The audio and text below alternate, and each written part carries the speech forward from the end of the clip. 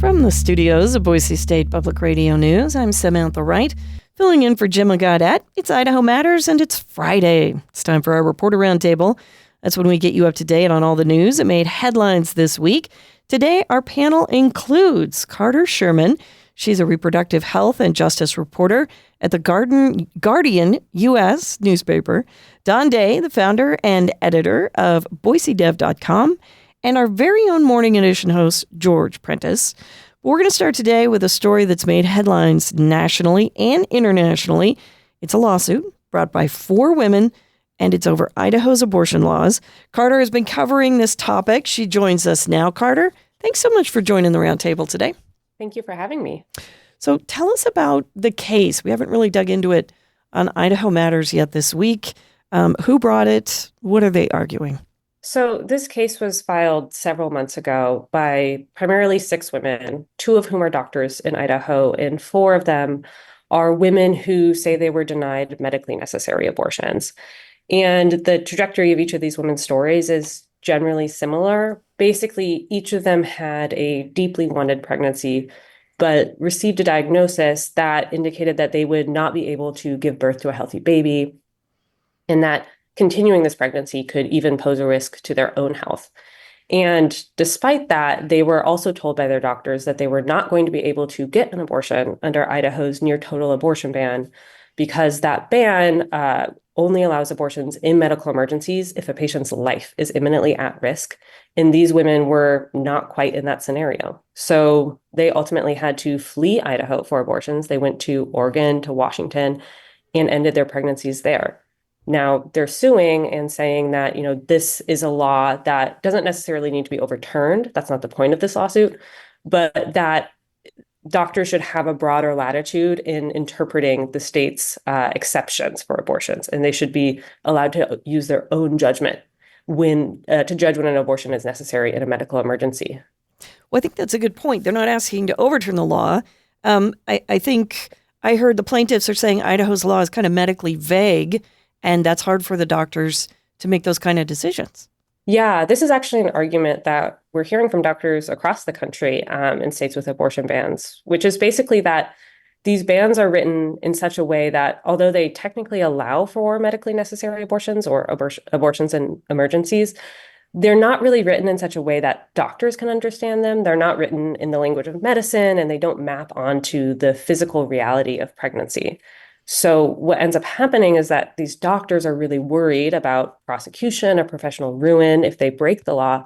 So they feel like they have to wait until a patient gets sick enough that they can legally intervene, and then in some cases try to pull them back from the brink of death. Wow. Okay, you interviewed one of the women who brought the case, Jennifer Adkins. You had a story last month. Tell us about her story and what happened to her. Yeah, I went to Idaho a few months ago and spent some time in health clinics and also with Jennifer. What happened to Jennifer is that, she had a deeply wanted pregnancy, and at about 12 weeks in, she had an ultrasound scan that revealed that her fetus had a litany of issues, signs of a very severe chromosomal disorder and dangerous swelling. And she was told that if she continued this pregnancy, her health would also be at risk. Now, Jennifer is in her 30s. She, at the time, was a mother of 1, and she just thought that that was not a risk she was willing to take. But she couldn't get an abortion in Idaho. So she and her husband frantically called around to surrounding states, were ultimately able to secure an appointment at an abortion clinic in Portland, Oregon, which is about 6 hours away from where she lives. And it was just emotionally and, frankly, financially extraordinarily difficult for their family.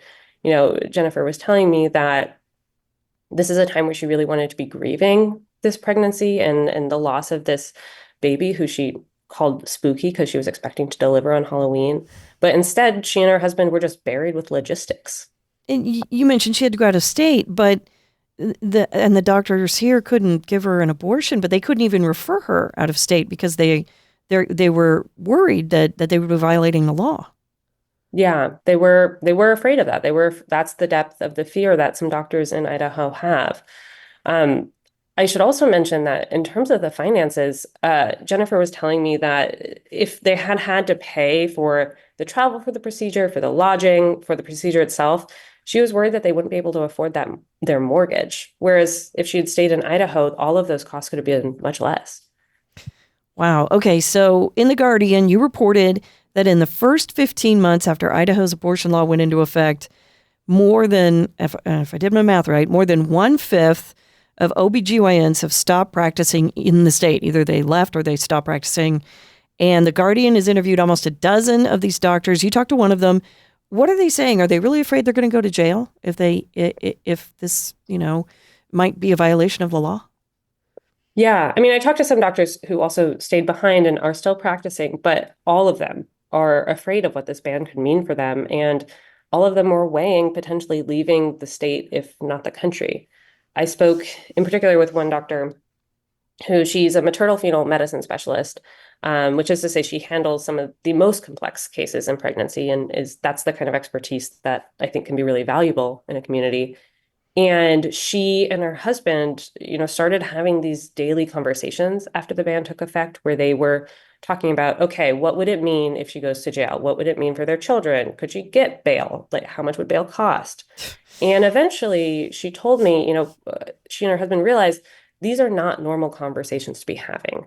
And she just couldn't take that risk and that anxiety anymore. And she and her family ultimately left. She now practices in the Midwest. And, as we were speaking, she grew emotional because I think she felt a great duty of care to the patients she was leaving behind in Idaho, but she had to prioritize herself and her family. Well, we mentioned the four women don't want to overturn the law. They want to clarify the law. Is that something that this suit can do, will do? I guess I'm a little fuzzy on that part. And you mentioned there were 6 women, 4 who are talking about the abortion, and 2 who are doctors who are all part of this case. Mm-hmm. Yeah. I mean, I think it's an open question what will end up happening in this case. This is not the only case of its nature in the United States. There is other cases in Tennessee and Texas that have been also filed by women who say they were denied medically necessary abortions because of these bans. And, in Texas, that case has ended, and it ended with the women not getting what they were looking for. The Texas State Supreme Court said that the law is good as written, and that if there were any ambiguities or confusion by doctors, that was something the doctors need to sort out. So that is a possibility that could happen here in Idaho too. So how does this case intersect with the federal case over EMTALA in Idaho? And remind us what EMTALA is.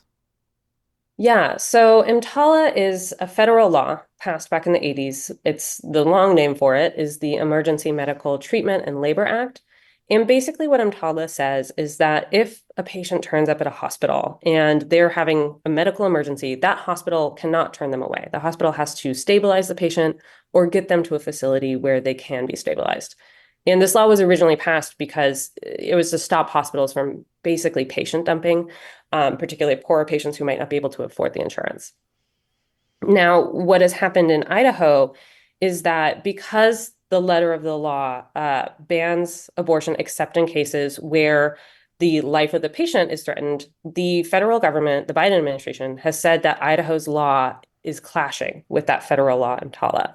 And so they previously sued and said that Idaho's law needs to expand its exceptions, it needs to change.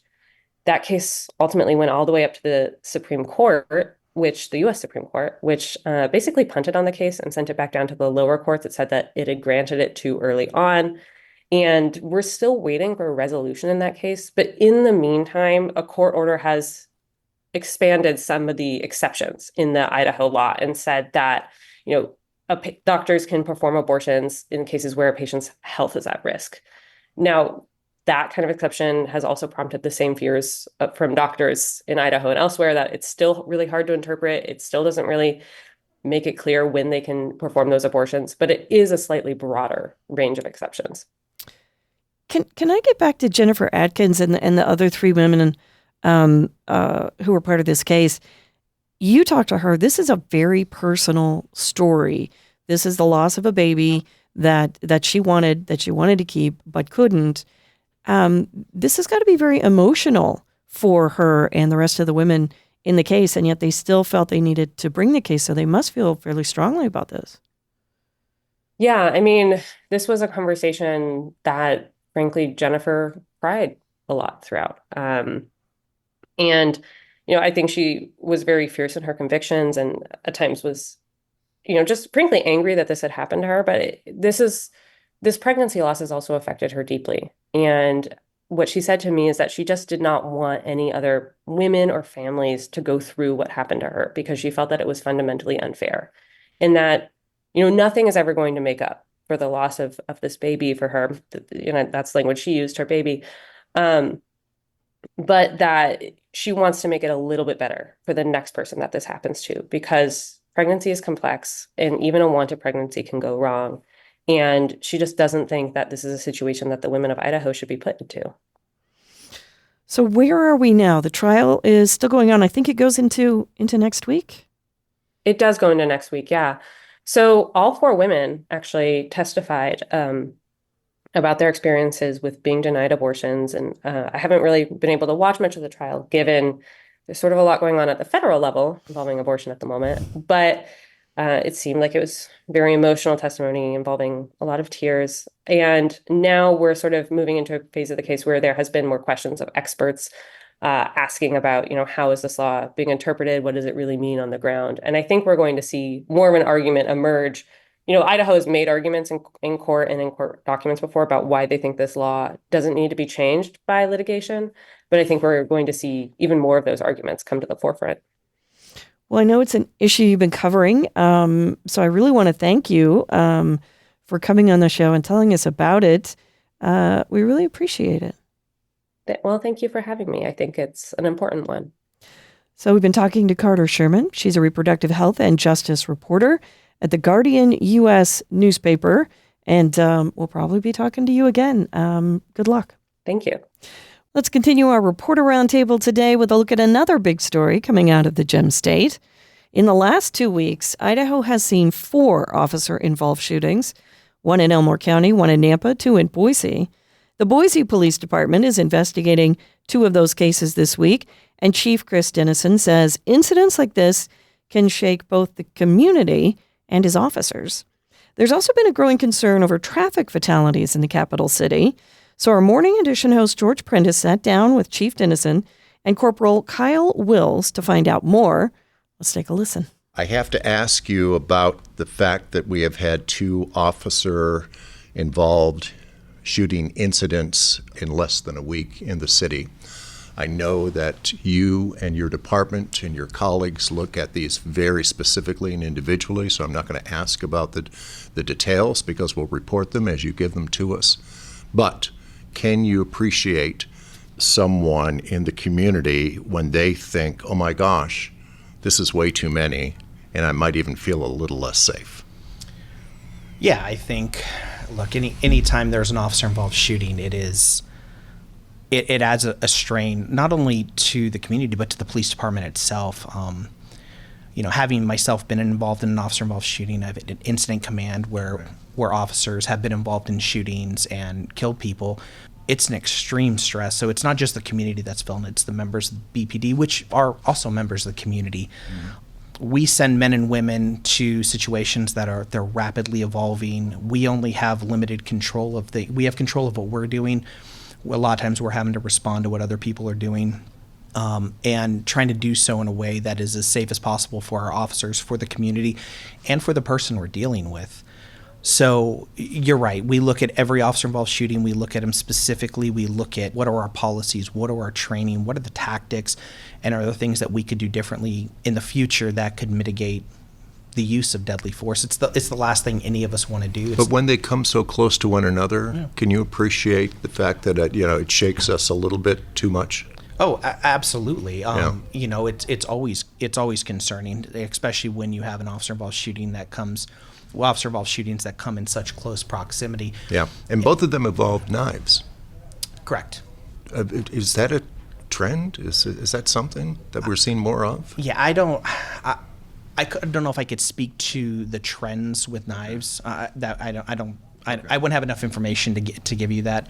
But again, anytime we have any incident, we're always looking at, okay, what could we do? What could we do differently in the future to try to avoid these? And again, appreciating the fact that we put men and women in dangerous situations. When you say what we can do differently, does that mean a tweaking of training? Obviously, there's a debrief. You deconstruct an incident. Is that what you mean? Yeah, that's exactly what I mean. Is we look at what are we training? And we look at best practices across the country. We can look at best practices in other parts of the world and what tools that we could potentially equip our officers with to mitigate these situations that we may not currently have. So these are things we have to look at, and we constantly want to be at the cutting edge, because again, the goal of every incident that we go to is not to take a life. It is to save lives. It's to take people into custody that need to be taken into custody, to put them before a judge, potentially in front of a jury. Right. To make But there's those always decisions. that moment, and you know that moment. Yes. Right? And help me out with that. Is that training?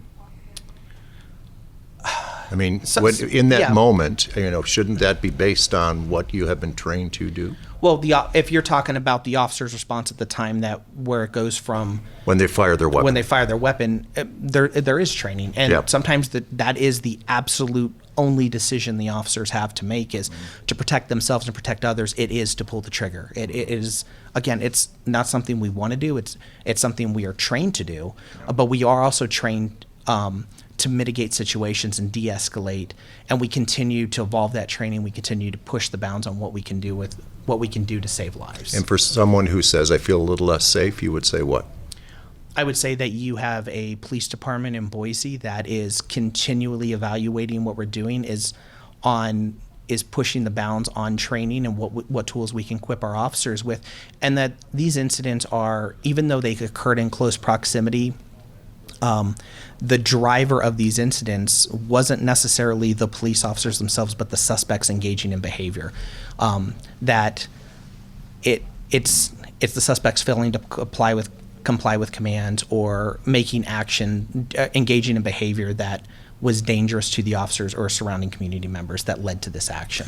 I want to ask you a little bit about a new addition to your equipment. Just this week, the Boise City Council approved a BATT, which is a ballistic armored tactical transport, an armored vehicle, right? Yes, sir. And when I looked at the invoice, I see it includes a hydraulic ram package and a gas needle ram package. This is rather intimidating. $333,000, not the dollar amount, the vehicle itself. But my guess is that's the idea, is that it should be intimidating. But give me a real world example of where you would use this on our streets. Yeah, so to give you an example, several months ago I was on the scene where we had a suspect who was barricaded deep inside his house. It was for domestic violence. It was an aggravated assault. He was involved in a firearm, and we used the vehicle, the ram on the vehicle, to breach the front door. He was non-responsive to us. We obviously couldn't walk away. He was a violent threat to the community and to his family members. So we used that ram to breach the door, and that's a safe way for us to open up a door. But that would intimidate, I think, most humans. Right. Yeah. Well, in that instance, the idea is when you have somebody barricaded inside a residence, you want to start removing some of those barriers, because you want to gain compliance. And if somebody feels where they're safe and protected deep in the house, but we can use a ram safely. And the ram it's basically you drive up and you're slowly pushing the door in. It's not like you're slamming into it. But the idea is you remove that barrier, so it hopefully will open up communication. Well, in this instance, and again, used it very successfully on scenes where once that was done, communication was established, we're able to get the suspect out peacefully, resolve the situation. However, in this instance, where the other benefit of the vehicle was, when it was done, when the door was breached, the suspect ended up firing rounds out at officers, and during the course of that event fired over 450 rounds at out of his house at police officers.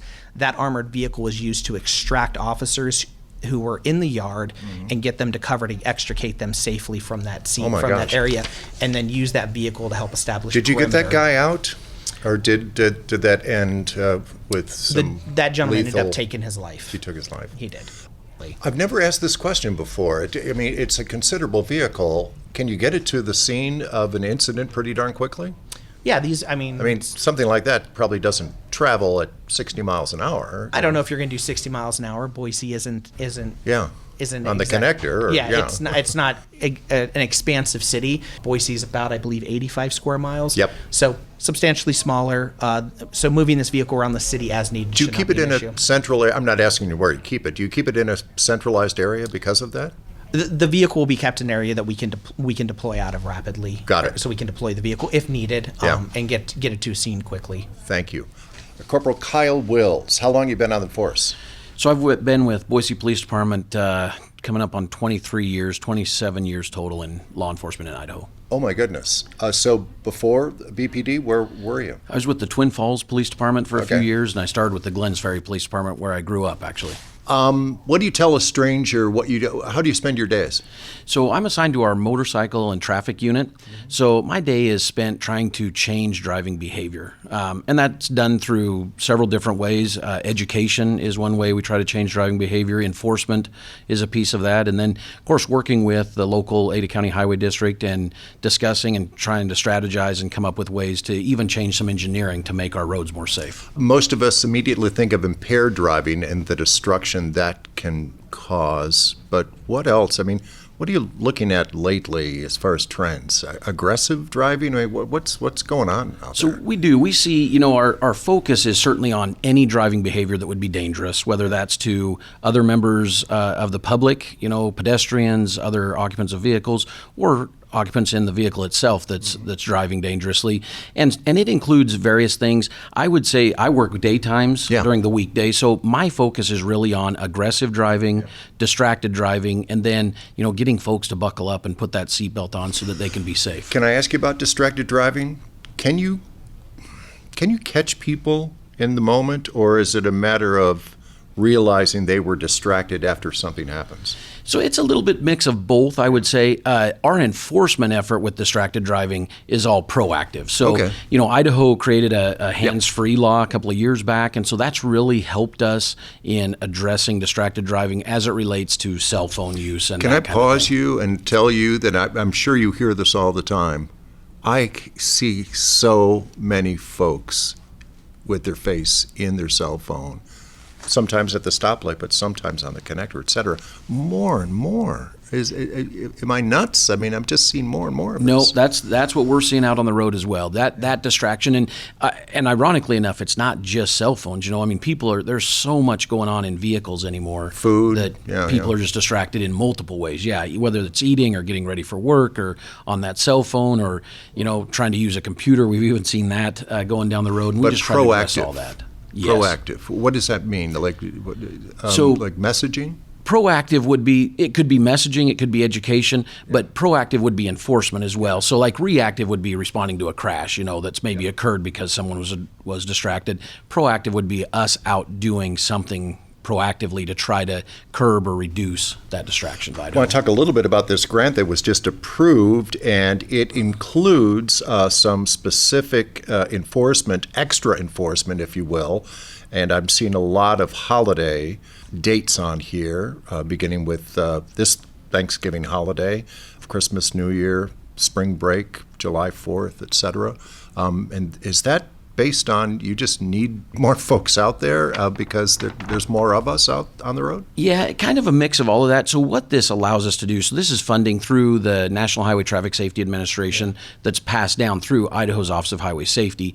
And what this funding really allows us to do is work outside of our normal or regular hours to give those increased patrols for safety, specifically around, like you mentioned, those times that we're seeing more drivers on the roadway, more cars on the roadway. So what are you going to do? What are you going to do? So, for instance, over Thanksgiving, what more are you going to do? So we're going to increase the number of officers that we have out working traffic enforcement. So that'll really allow us to put more officers on the street than we normally would, because it's, again, overtime is what that funding is specifically designated for. So it's outside the officers who are already working, but we can increase our bodies and put more folks out there on the street just to make sure that our roads are safe and our motorists are safe. You know as well as anyone of the numbers of men, women, and kids on foot, on a bike, on a skateboard that have been hit and hurt and or killed.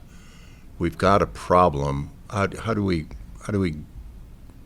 fix this? I'm sorry, that's not a fair question, but Is it about changing our overall behavior? What's going on? So I think that's a good question, actually. Yeah. How we fix it is we've got to get everybody in the community engaged in traffic safety. Yeah. And that includes the police department, but it includes members of our community, whether that's pedestrians or motorists or bicyclists. Everybody, and we kind of refer to it as Boise kind. Yeah. Everybody just kind of needs to think of other people when we're on that road. Be engaged in the act of driving your vehicle. Focus on the road. Be aware of who else is around you. Be aware of those pedestrians, and vice versa. Pedestrians walking down the sidewalk, don't just step out in the street. Yeah. Wait until it's clear and safe to do so. So all of those things, it really takes all of us. And I think that gets accomplished through education, letting people know what is happening in our, but we do have our city. We have to be different about this, right? Because it's going in the wrong direction. We do. We want this to trend opposite, right? Yeah, we want this to trend to zero. That's our ultimate goal, is to drive our fatalities and serious injury crashes in the city of Boise and across the state of Idaho to zero. And so, yes, we have to think differently than we have. Is it more dangerous with less daylight? The dark definitely makes things harder for drivers to see. Kids it walking makes to driving school, a little bit harder. Kids walking home. Absolutely, yes. We've got kids out heading to school in the mornings where it's darker, and so yes, it is harder to see, and that takes even more attention than normal. But it really boils down to being an engaged driver and focusing on the act of driving.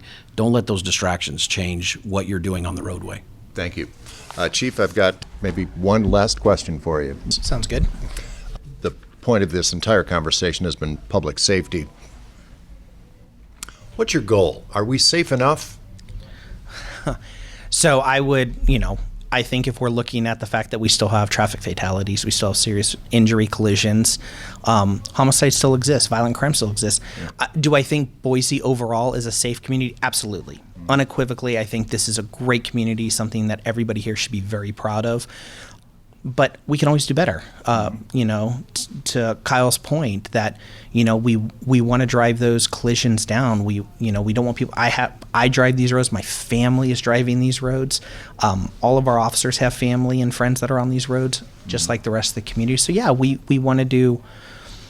We want to do better as a community. We also want to continue to do better as a police department, which is why we're constantly evaluating what we're doing and if there's something we can do different to enhance the safety of everybody. And this isn't just talking about traffic. This is talking about people in mental health crisis. This is people talking about suspects engaged in criminal activity, and we're trying to take them into custody. It's how can we continually improve to make sure, one, Boise continues to be a very safe place to live, and maybe make it even safer. One last question. How are you doing with staffing? So we are looking good with staffing. We're anticipating hitting our full staffing numbers. Probably around July, we'll be pretty close to being fully to our authorized staff. Mm-hmm. And then we'll continue to work in looking what are going to be the needs of the police department as the city continues to grow. Where do we need to, when do we need to hire new police officers and expand the size of the agency to meet the needs of a growing city? That was our Morning Edition host, George Prentice, speaking with Boise Police Chief Chris Dennison and Corporal Kyle Wills about recent shootings and traffic fatalities in Boise. Let's continue the Reporter Roundtable today. I want to bring Don Day, the founder and editor of BoiseDev.com, on the show. Hi, Don. How you doing? Hi there. Hi there. We just heard our Morning Edition host, George Prentice, talk to Boise Police Chief Chris Dennison and Corporal Kyle Wills about a spike in fatal crashes in Boise. This really came from Margaret Carmel's very deep dive into a drop in traffic tickets in the city. Can you tell us more about this story? What did she find? This is a big investigation. Yeah, sure can. And I think after having listened to the bulk of that interview, I think that it's really important to point out that the number of tickets that have been issued by Boise police have dropped in half. It's a big number. Which is stunning. And so, George had asked a question like, what can we do? And it was an answer about education and people just need to be better. And I think it leaves out the fact that one of the best ways to get people to do a behavior is to enforce a behavior. I have a 15-month-old, right? And if I don't want him to hit me in the face, I have to make sure that there are consequences. And when the number of tickets drops that dramatically, people are increasingly allowed to get away with behaviors on the roads that are problematic. Well, we've seen a lot of social media chatter in the last, I don't know, year or so about people who are like, gosh, it doesn't seem like anybody ever gets ticketed, and there's lots of red light running, and there's all this things happening. And Margaret went and dug into the data and found, yeah, boy, it's really a big decrease. Now, you could say, well, is that happening everywhere? And it's not. Statewide, the number of tickets that are being issued is really the same. This started to accelerate in the city of Boise during the COVID-19 pandemic. You can imagine the number of tickets would drop off during the COVID year when people were driving less. But we've seen it tick up a little bit since that post-pandemic period, but it's nowhere near where it used to be. That is in a similar trend to this increase we're seeing in fatal crashes. And causation and correlation, as anybody knows, aren't always the same, but you certainly can look at the data and say, we're giving out fewer traffic tickets and we're having more people die on the roads. And while what was said there is true, we need to continue to do education, and there's lots that we can do. Enforcement is certainly a key piece of it. Well, Margaret also talked to the Idaho State Police. She talked to someone there. They said growth has been a very big factor in trying to be proactive against crashes. We've just got a lot more people on the roads, too. We do. And Margaret looked at this not only from the raw numbers, but also the data per capita, and found it fell off per capita, too. Boise police have said that one of the challenges is some of the staffing challenges that they've had in recent years. There's a number of factors involved. They talked about some of the turmoil during the year or so that there was investigations into former Chief Lee, and those are all certainly important factors and mitigating factors. But at the end of the day, if you're driving on the road and you're doing something you're not supposed to, speeding, running red lights, driving recklessly, you're half as likely to get a ticket than you were in 2018. And that's certainly something that people pick up on. You start to notice that maybe things aren't being as enforced as often. And that behavioral trend is multi-pronged. George talked about people burying their heads in their phones and seeing a lot of that, certainly a factor.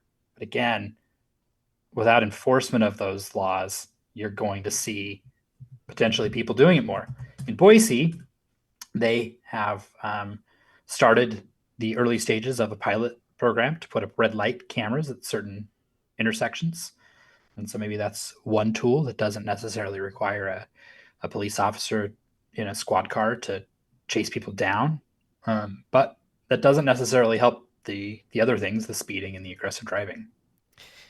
Well, and I think people should check out this story, not just because of all the information in there, but there are some really great graphs, so you can really see it in a visual sense of how far the tickets have fallen off, the fatal crashes. It's a really good representation to just kind of look at the data and go, wow, there's a lot in there. And it is. And I think, driving a vehicle is inherently dangerous. And the Idaho Transportation Department has a campaign that they call Towards Zero Deaths, which is the idea to help there to be no traffic fatalities on the roads.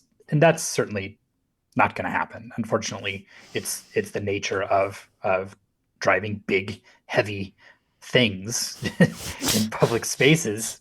We're going to have people who lose their life, and it's the cost we pay as a society for having cars. And most people, I think, understand that that's how it works.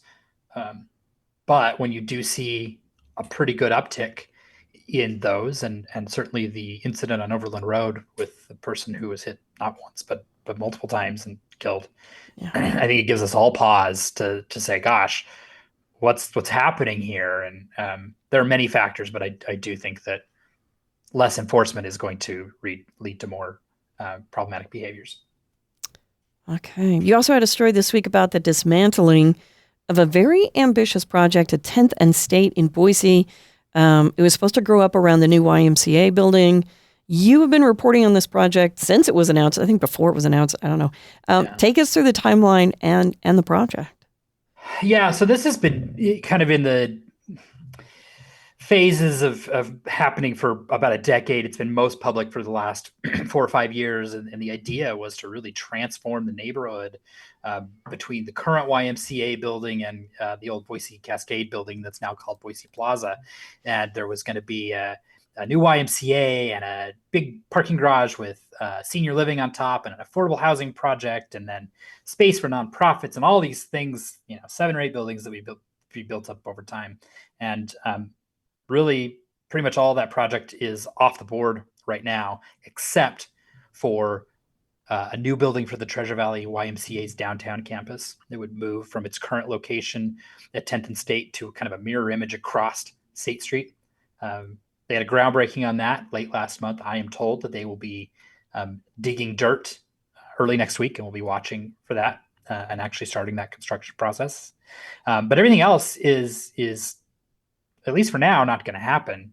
This was driven in part by the Capital City Development Corporation, which is the city's urban renewal agency. And they, it's just kind of a confluence of factors here that have made this tricky. The urban renewal area that these properties sit in is set to terminate in 2026, which is 2 years away under the law. They are limited in time. And when those are over, the money is no longer allowed to be spent on these urban renewal projects. And furthermore, the projects have to be basically done in time for that termination so that the checks can be cut. The era of rising interest rates and some cross currents in our economy, including a big one is construction costs, have made it really hard to make these pieces all pencil together. And for now, it's all off the board. The Capital City Development Corporation has said that they are working on a solution to build a parking structure on land that they own immediately behind the YMCA building. This is key because, as anybody who's ever visited that Y knows, parking is already at a premium, and most of the parking spaces are on surface lots around the YMCA, including the old synagogue site and some other places. It's hard to park. I haven't been there in quite some time as a patron, but I remember even as a kid, it was kind of crazy. And you've got Boise High in the mix and all these things that happen. So the YMCA said, we really need this parking garage. That's one of the elements that's in these pieces that fell out. And so CCDC is working on how they might be able to figure out how to get that garage built. They told me that they hope to do that and have a groundbreaking in the next 30 to 36 months. So we're watching for that. As far as the other pieces of land, which include the current YMCA site and several other sites, we'll see what's going to happen here. They're potentially very valuable pieces of land. And if that I call it a parking garage. CCDC likes to call it a mobility hub. It'll have some bike parking in it too. So, but mostly a parking garage. If that gets built, that really potentially helps. Now I'm using their jargon, catalyze. It potentially helps make some other development possible because there's places to store cars that would be needed for businesses. And so if they can do that and get that done, it makes it a little easier to develop some of those other pieces of property. But it's not going to be this big overarching vision to remake the neighborhood, at least for now. There's a lot more to this story that's yet to be told, I think, and we'll keep on top of this as we do all these big projects.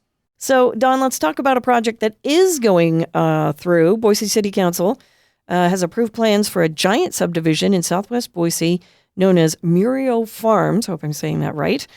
Boise Dev reporter Margaret Carmel has been following the story for a while. What's the project? Where is it located? Tell us about it. Yeah, so Murillo Farms is right on the city's southern edge between Cole and Maple Grove. It's very far south. At least in the way that I look at the geography. And you might be hearing Murillo and being like, is that like McGurdio, like McGurdio Park? It's actually that family, but this is it's Murillo, not McGurdio, but the McGurdio family is doing Murillo Farms. And it's due south of the McGurdio Park site. Confusing? The McGurdios used to own quite a bit of land out there. It still own quite a bit, but less than they did once upon a time. And they, in this case, have been moving forward with plans to build 3,500 homes, which is a lot of houses. to do that, they most likely would need to be annexed into the city of Boise. They could theoretically do this in the county. We'll talk about that more in a second. But this is not super contiguous to a lot of the existing development. And so critics of this have called this urban sprawl. Because to get there, you're likely going to have to drive, and most of the services that you will need will be a drive, and you can decide what is good, if it's density or sprawl or what is good. The Boise City Council kind of wrestled with this, and Margaret actually did the reporting, but I watched a bit of this hearing because I'm a nerd, and it was fascinating watching the city council members kind of try and figure out how to do this, because on one hand, they believe the city needs more homes in that kind of what they call missing middle budget. So not super high end homes, not maybe lower end apartments, but those kind of more middle class homes. But it is going to, as ACHD told us in an earlier story that we did in the spring, make traffic really difficult in some of those areas if it's all built out. And the other key factor here is the city's financial analysis said that this development would actually cost the existing taxpayers, so people like Sam and I who live in Boise now, cost us money, that it wouldn't pay for itself and would cause the city to have to shift resources from existing areas of the city to this area. Now, the developers' financial analysis, which was done by a former Boise City Council member named David Eberly, he also did analyses for the Avamore project, said that those assumptions were wrong and that that's not what would happen. So the city council kind of had this decision: do we annex this in and know that it may or may not be painful in the budget as time goes along, and that it will probably cause some traffic issues, but it also really can help the housing? And so the city council split 4-2, and as Margaret notes in her story, it's the city council is hard to predict on how they're going to go.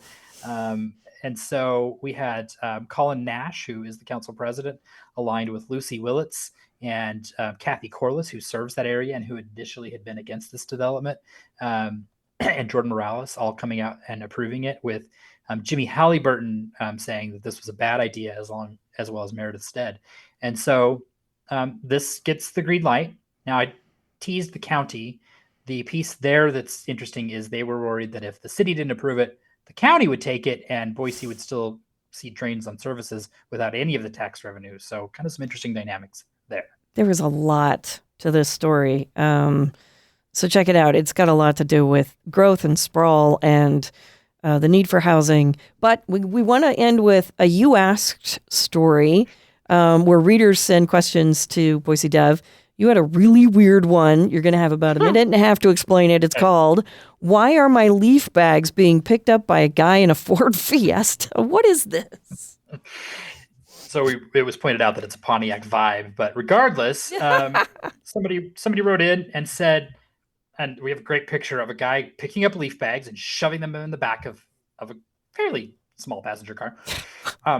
Gretchen Parsons did this story. She's our managing editor, and she had done a story about a week before on how Republic Services in Meridian was having trouble keeping up with all the leaf volume and telling folks out there that they might need to leave the uncollected bags at the curb until later for pickup. And then I had noticed my leaf bags in Boise hadn't been picked up in time. I was like, oh, that's a great story. We should do that as a You Asked. And so I started to work on it. She reached out to Republic and she reached out to the city of Boise. It turns out that Republic Services is using contractors to help pick up leaves, but they're not showing up in small hatchbacks.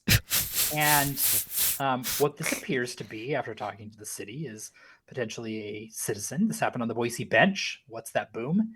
And it looks to be just somebody who was picking up leaves and collecting them for maybe compost or some other use. Oh my gosh. So Okay. if you see somebody roll up on your curb and take the leaves, unless they're in a marked Republic truck, they're probably not doing it for the leaf collection. However, leaves are in the public right of way. You've set them out to be discarded.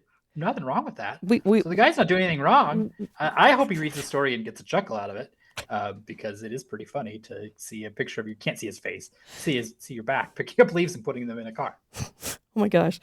Okay, check out this story. It is fantastic. I want to thank our Reporter Roundtable today, including Carter Sherman, She's a reproductive health and justice reporter at the Guardian U.S. newspaper. Don Day, the founder and editor of BoiseDev.com, and our morning edition host, George Prentice. Remember to check out their reporting. They've done some great stories this week. We'll put some links on our website, BoiseStatePublicRadio.org. Thanks for listening to Idaho Matters. Boise State Public Radio and Idaho Matters are members of the NPR network. It's an independent coalition of public media podcasters. You can find more shows in the network wherever you get your podcasts. I'm Samantha Wright. We'll see you tomorrow. No matter what happens in Washington, the NPR Politics Podcast is here for you. For the latest news, insights, and analysis from the election and beyond, listen to the NPR Politics Podcast.